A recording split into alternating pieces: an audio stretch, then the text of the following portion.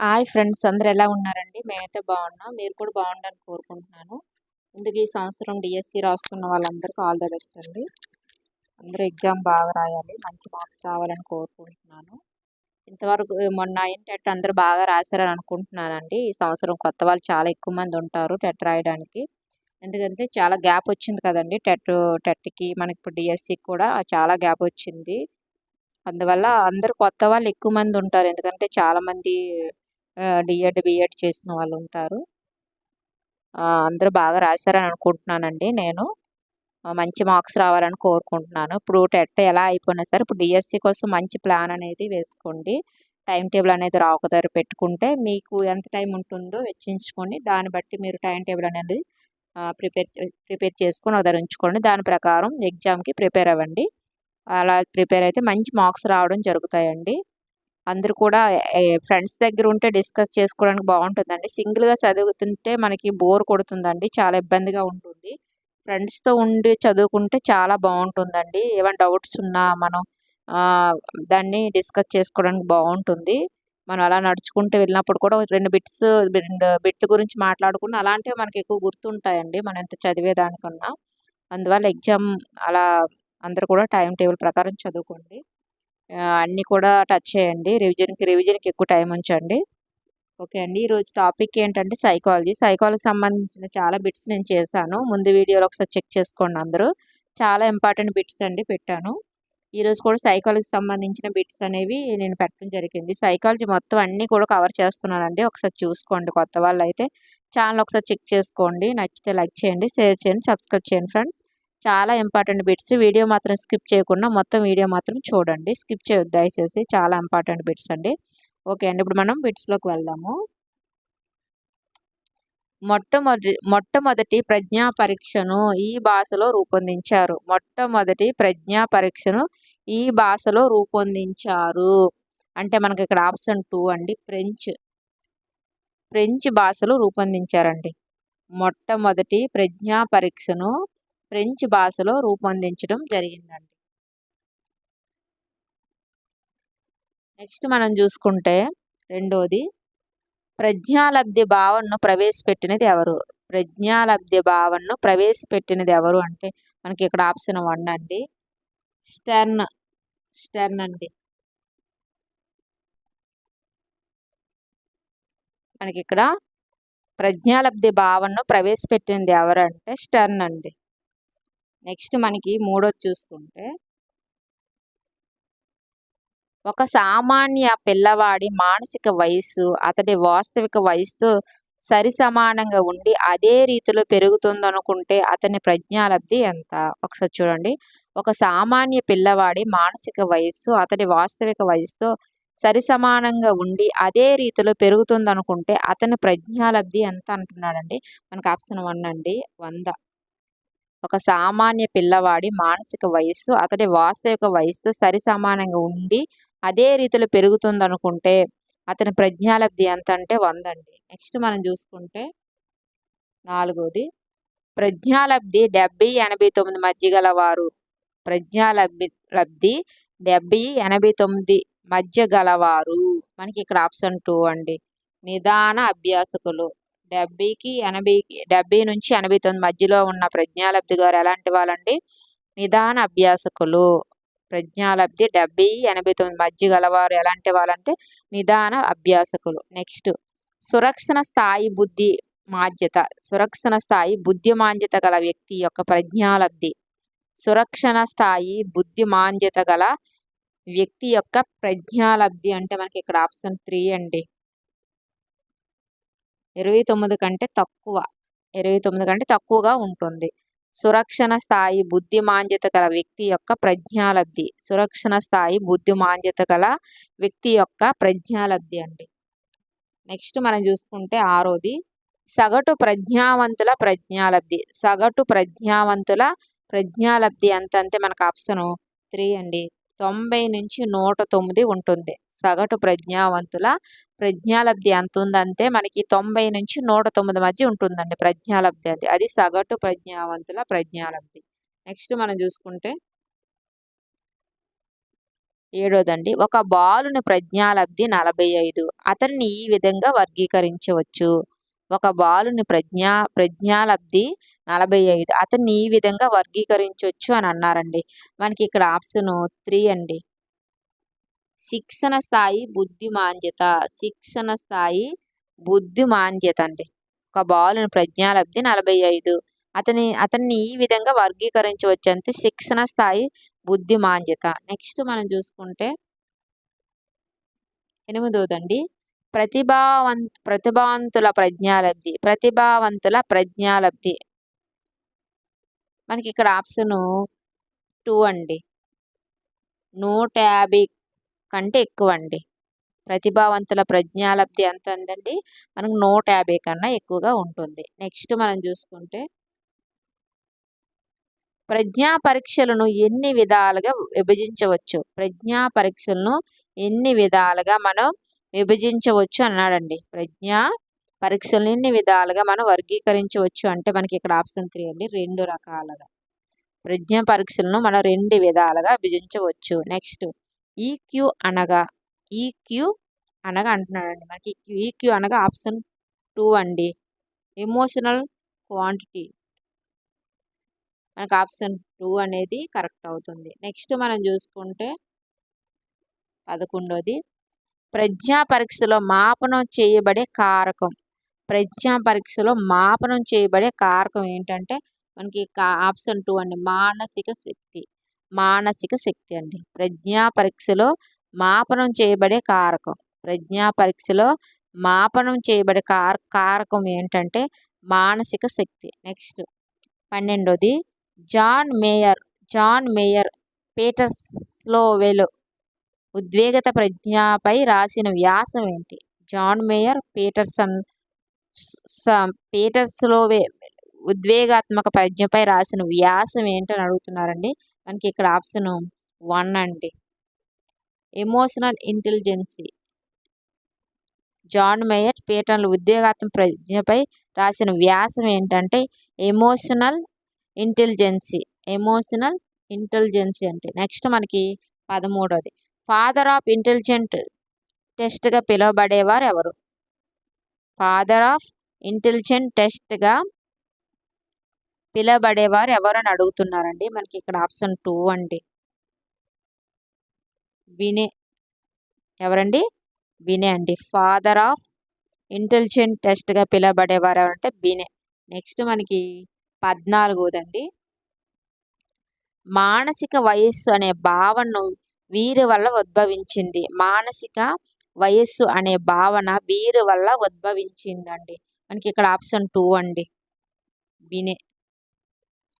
మానసిక వయస్సు అనే భావన వీరి వల్ల ఉద్భవించింది. అలాగే ఫాదర్ ఆఫ్ ఇంటెలిజెంట్ టెస్ట్గా పిలువబడేది ఎవరంటే వినే.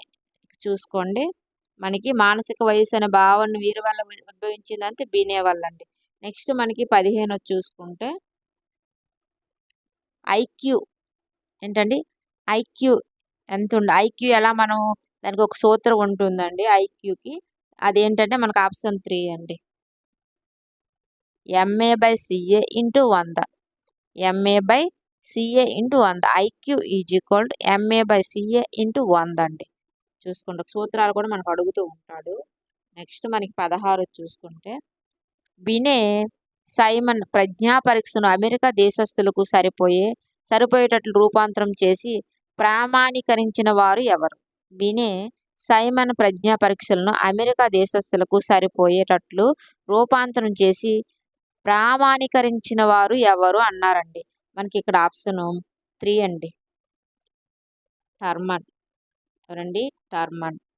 వినే సైమన్ ప్రజ్ఞా పరీక్షలను అమెరికా దేశస్థులకు సరిపోయేటట్లు రూపాంతరం చేసి ప్రామాణీకరించిన వారు ఎవరంటే టర్మన్ అండి. నెక్స్ట్ మనం చూసుకుంటే 17ది, చిత్ర నిర్మాణ పరీక్షలోని చిత్రాలు ఎన్ని? చిత్ర నిర్మాణ పరీక్షలోని చిత్రాలు ఎన్ని అడుగుతున్నారండి. మనకు ఆప్షన్ 3. చిత్ర నిర్మాణ పరీక్షలోని చిత్రాలు ఎన్ని అని అడుగుతున్నారండి. మనకు ఆప్షన్ 2 అండి. 5. ఏంటండి? 5.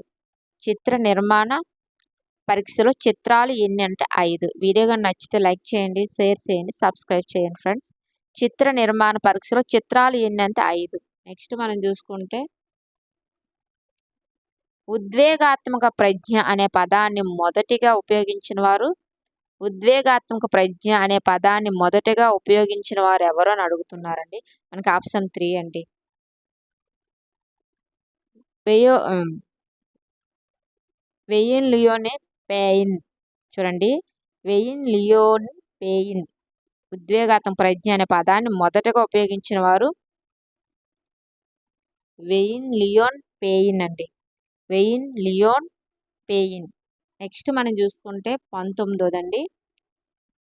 Emotional intelligence why it can matter more than IQ అనే పుస్తకాన్ని రచించింది ఎవరు? ఇక్కడ చూడండి, emotional intelligence why it can matter more than IQ అనే పుస్తకాన్ని రచించింది ఎవరు అని అడుగుతున్నారండి.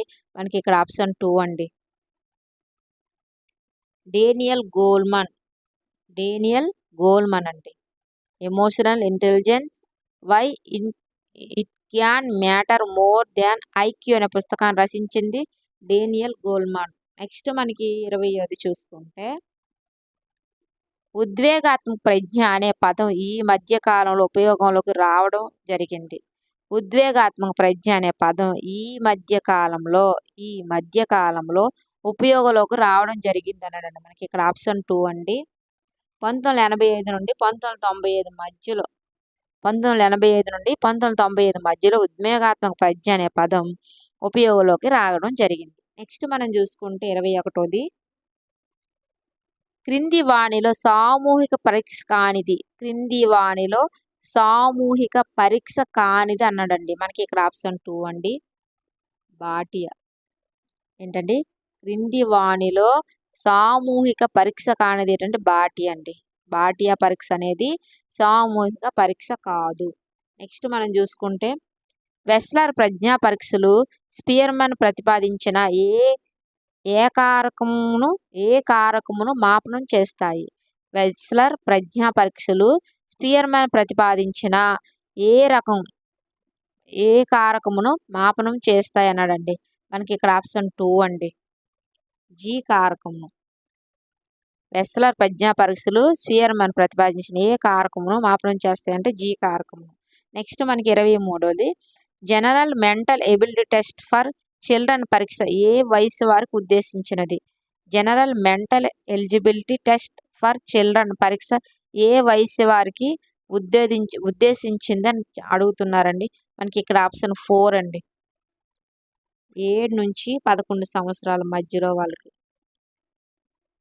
7 నుంచి 11 సంవత్సరాల మధ్యలో వాళ్ళకండి మనకి ఇక్కడ. నెక్స్ట్ చూడండి, general mental eligibility test for children పరీక్ష ఏ వయసు వరకు ఉద్దేశించిందంటే 7 నుంచి 11 సంవత్సరాల మధ్యలో వాళ్ళకండి. నెక్స్ట్ మనం చూసుకుంటే 24ది. 10 సంవత్సరాల వయసు గల పిల్లవాడు 13 సంవత్సరాల వారు ఉండాల్సిన సామర్థ్యాన్ని చూపాడు. 10 సంవత్సరాల వయసు గల పిల్లవాడు 13 సంవత్సరాల వారి ఉండాల్సిన సామర్థ్యాన్ని చూపాడు. అయినా అతని ప్రజ్ఞాలబ్ధి ఎంత అని అడుగుతున్నాడండి. మనకి ఇక్కడ ఆప్షన్ 2 అండి. 130 ఉంటుందండి. చూడండి, 10 సంవత్సరాల వయసు గల పిల్లవాడు 13 సంవత్సరాలకు ఉండాల్సిన సామర్థ్యాన్ని చూపాడు. అయితే అతని ప్రజ్ఞాలబ్ధి ఎంత ఉంటుందండి? మనకి ఇక్కడ 130 ఉంటుందండి. నెక్స్ట్ మనకి 25ది. క్రింది వాణిలో శాబ్దిక పరీక్ష కానిది అన్నాడండి. ఇక్కడ క్రింది వాణిలో శాబ్దిక పరీక్ష కానిది అన్నాడు. మనకి ఇక్కడ ఆప్షన్ 2 అండి. ఆర్మీ బీటా పరీక్ష అండి. శాబ్దిక పరీక్ష కానిది ఆర్మీ బీటా పరీక్ష. మిగతా అనేది వెస్లర్ శాబ్దిక పరీక్షలు, ఆర్మీ ఆల్ఫా పరీక్ష, ఆర్మీ జనరల్ క్లాసిఫికేషన్ పరీక్ష ఇవన్నీ కూడా శాబ్దిక పరీక్షలు అండి. ఒక ఆర్మీ బీటా మాత్రం శాబ్దిక పరీక్ష కాదు. నెక్స్ట్ మనకి 26ది. సృజన శారీరక వయసు 72 నెలలు. అయితే ఆ విద్యార్థి మానసిక వయసు 84 నెలలు. ఈ విద్యార్థి ప్రజ్ఞాలబ్ధి ఎంత? సృజన శారీరక వయసు ఎంత అండి? 72 నెలలు. అయితే ఆ విద్యార్థి మానసిక వయస్సు 84 నెలలు. ఆ విద్యార్థి ప్రజ్ఞాలబ్ధి ఎంత అని అడుగుతున్నాడండి. మనకి ఇక్కడ ఆప్షన్ 1 అండి. 116. ఎంతండి? 116.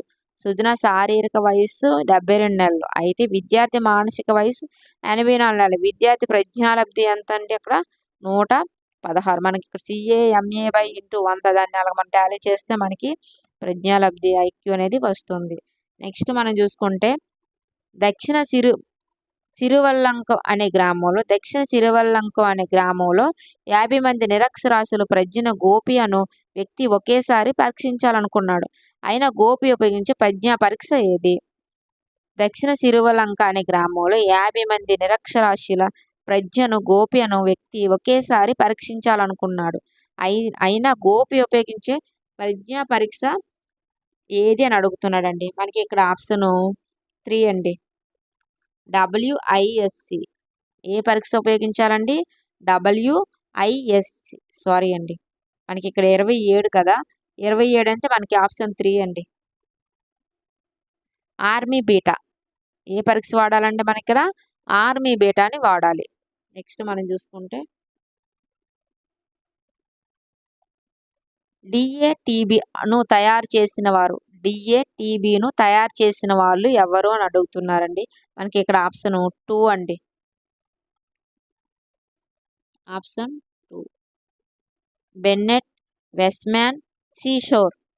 DATBను తయారు చేసిన వారు బెన్నెట్, వెస్మ్యాన్, సీషోర్. ఈ ముగ్గురు కూడా DATBను తయారు చేశారు.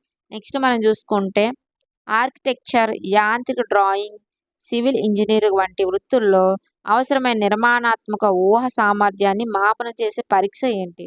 చూడండి, ఆర్కిటెక్చర్, యాంత్రిక డ్రాయింగ్, సివిల్ ఇంజనీరింగ్ వంటి వృత్తుల్లో అవసరమైన నిర్మాణాత్మక ఊహా సామర్థ్యాన్ని మాపనం చేసే పరీక్ష ఏంటని అడుగుతున్నారండి. మనకి ఇక్కడ ఆప్షన్ 2 అండి, స్థాన సంబంధాలు. దేని కింద వస్తుందండి? స్థాన సంబంధాలు. ఆర్కిటెక్చర్, యాంత్రిక డ్రాయింగ్, సివిల్ ఇంజనీరింగ్ వంటి వృత్తుల్లో అవసరమైన నిర్మాణాత్మక ఊహా సామర్థ్యాన్ని మాపనం చేసే పరీక్ష ఏంటంటే స్థాన సంబంధాలు.